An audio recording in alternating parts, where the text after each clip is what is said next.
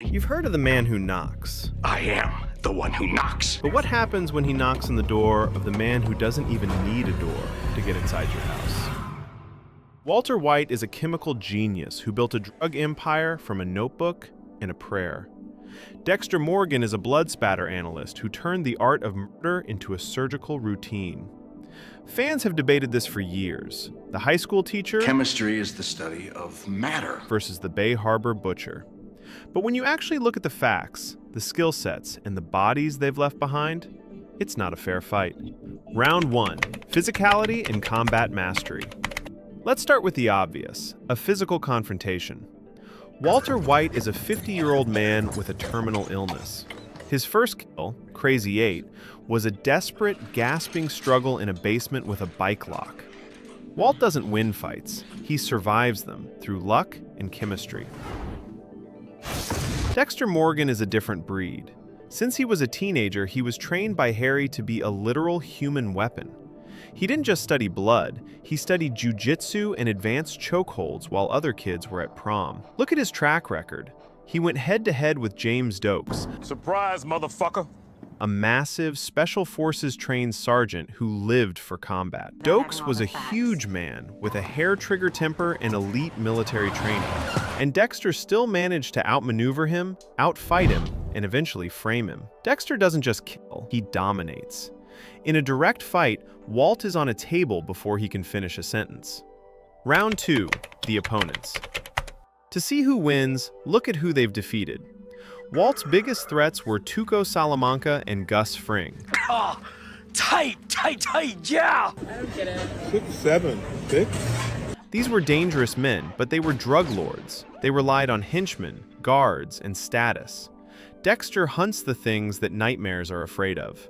Take the Trinity killer, Arthur Mitchell. Trinity was a 30-year veteran of murder who was so efficient the FBI didn't even know he existed. Or Ray Speltzer, a juice-head powerhouse who turned abandoned houses into murder mazes. Dexter doesn't just face these people, he stalks them. He enters their world, learns their patterns, and takes them out in their own backyard. Walt is a kingpin, but Dexter is an apex predator. Round 3. Intellectual warfare. Both men are geniuses. Walt is a Nobel-level chemist who can turn a car battery into a power source. You said it yourself. A robot.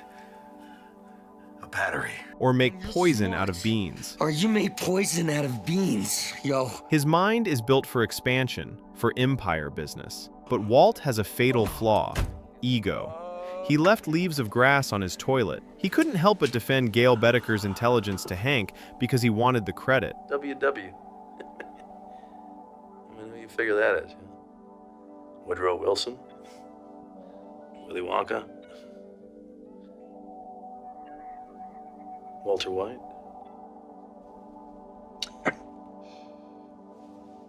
You got me. Walt needs to be seen as the smartest man in the room.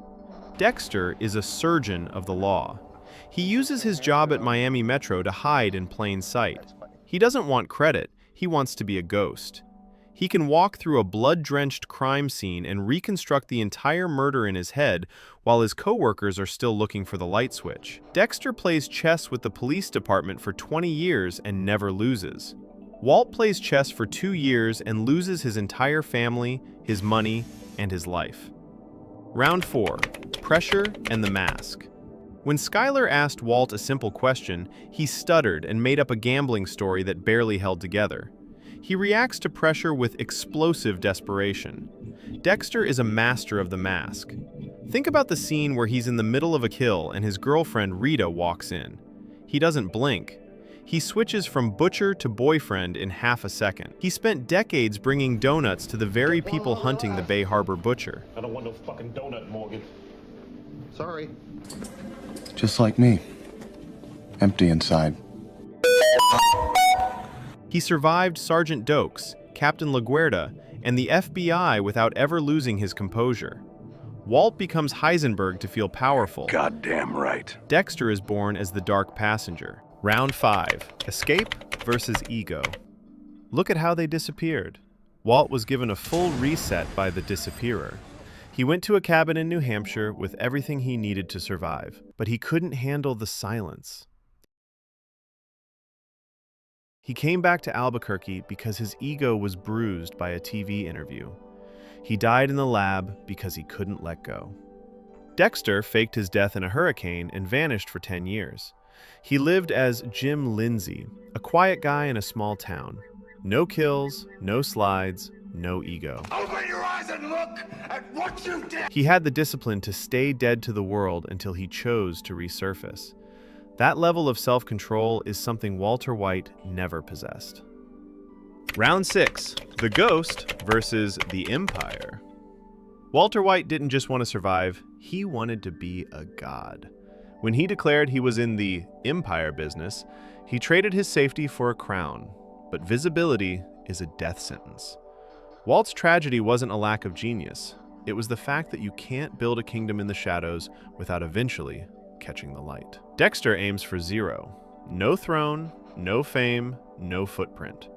While Walt builds a monument to his ego, Dexter is busy becoming a ghost. You can't topple an empire that doesn't exist, and you can't kill a man who was never there. He isn't a king. He's the void where kings go to disappear. Round 7. The Mask versus the Man. Heisenberg is a costume. It's a midlife crisis with a high body count. Underneath the hat, Walt is still the man who felt small. Dexter is the exact opposite. He isn't a man with a dark side. He is a dark side that learned how to wear a human suit. The donuts, the awkward smiles, the nice guy routine, that is the costume. The dark passenger isn't a hobby or a choice. It is his biological hardwiring. You can't break a man who is already broken. You can't threaten a man who doesn't fear death. Walt is terrified of being forgotten.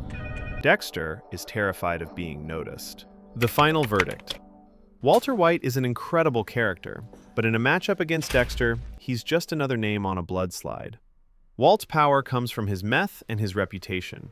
Dexter's power comes from a needle, a roll of plastic, and a lifetime of hunting monsters.